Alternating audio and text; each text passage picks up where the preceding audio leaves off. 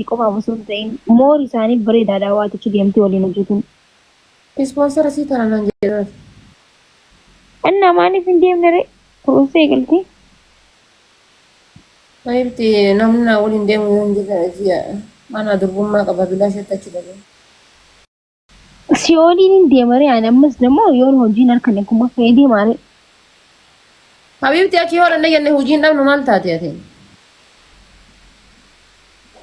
Dubrummaatiyyaa. Inshallah bakka durbummaa tana maal dura si deebisi?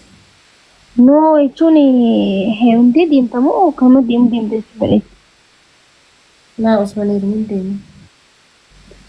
Bakka ni deemna wallaahi laazii mana faatiyaan dhugumaa barnarraa dhugaadha. Shuu jennee Dubaayitti sanbooda warra Kaayiroo osoo hin ta'in warra Dubaay akka jaangoona deebisnee ammas. Ka Dubaay nannee Kaayiroo fakkeessuu qabna. Achitti lola eegalla ammas.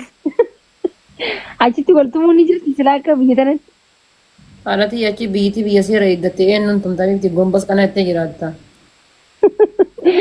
Biyya tanatti wal boqqosuun bar. Dubaay keessa faaxaan akkasii waan jirratti hin fakkaatu.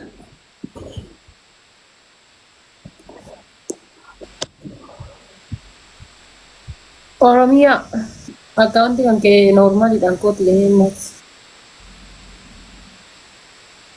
akkaawunti kee noormaaliin kooti. Maal jetti?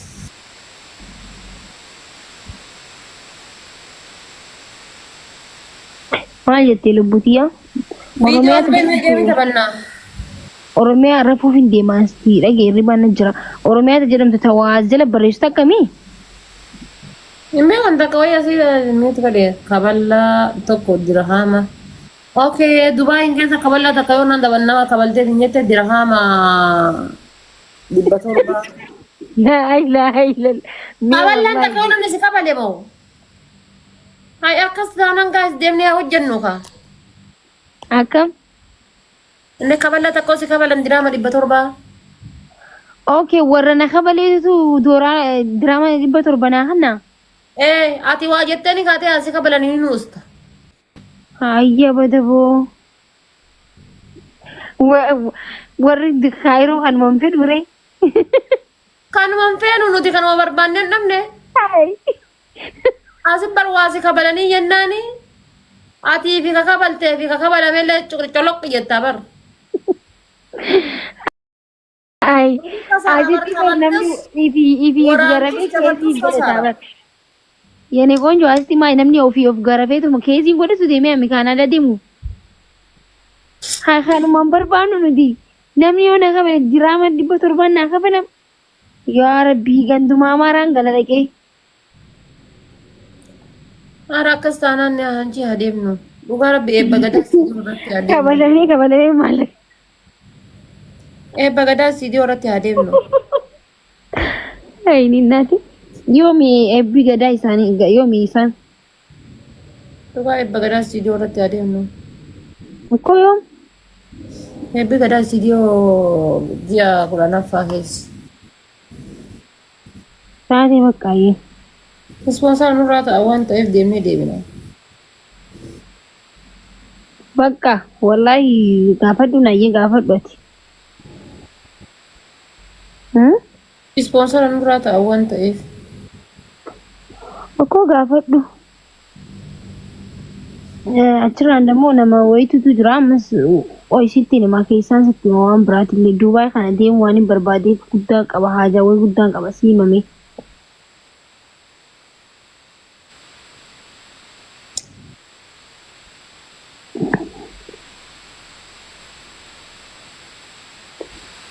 Lafaa yaade hin jira maakush.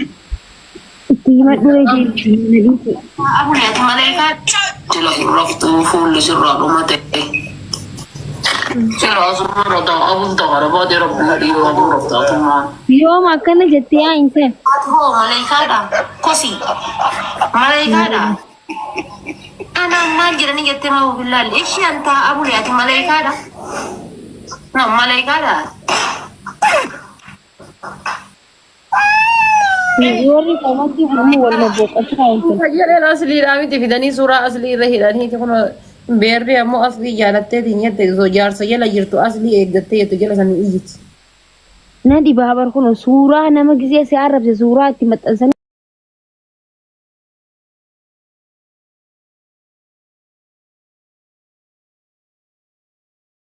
nama ol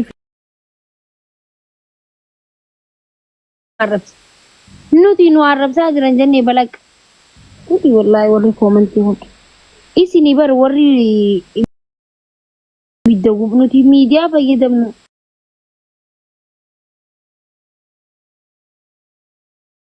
Alhamdulillah.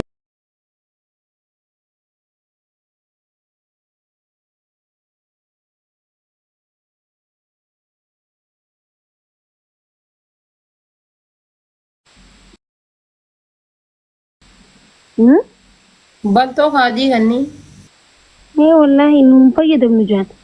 Akka isaanii fayyadamu jiraame. Uummata nyaatee ka'ee waakkatu. Bakka adeemta badu lubbuwaan ni rafaa.